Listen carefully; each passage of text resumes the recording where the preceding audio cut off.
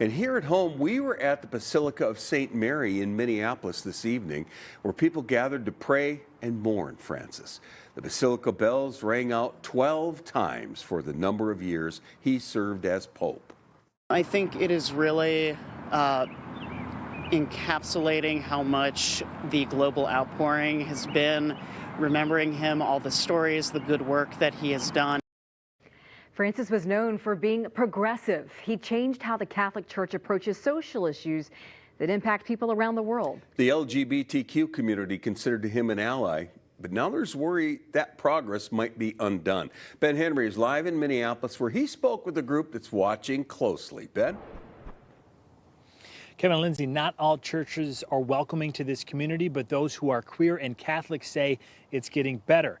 They're hoping the next pope continues moving forward. And today, a Minnesota bishop reflected on what the future could hold for those progressive steps taken by Pope Francis. Once a month, at a church in Minneapolis's Prospect Park, Dignity Twin Cities gathers for worship. We provide a safe space to be Catholic for family and friends and LGBTQ people. Brian McNeil is president. Is it tough to be queer and Catholic? It's not as hard as it used to be. He says a big reason for that was because of the leadership of Pope Francis. We'll miss him. Francis passed away Monday. I mean, he was a friendly, kind, affable kind of person, and he was a blessing to the LGBTQ community. As the 266th Pope, Francis is considered one of the most progressive, expressing support for gay priests, sharing once being homosexual isn't a crime, and notably, in 2023, declaring priests can bless same-sex couples, a radical change in Vatican policy. I am most grateful. But now, as the process to pick a new pope begins, McNeil worries that progress could be undone. What kind of impact would that have?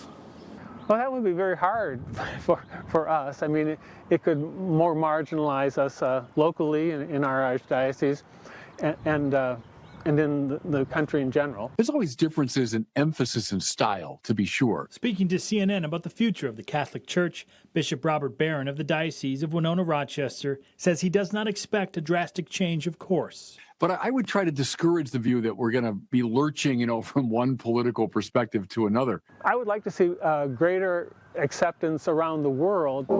He did a lot for us, and we're hoping that the next pope will do more.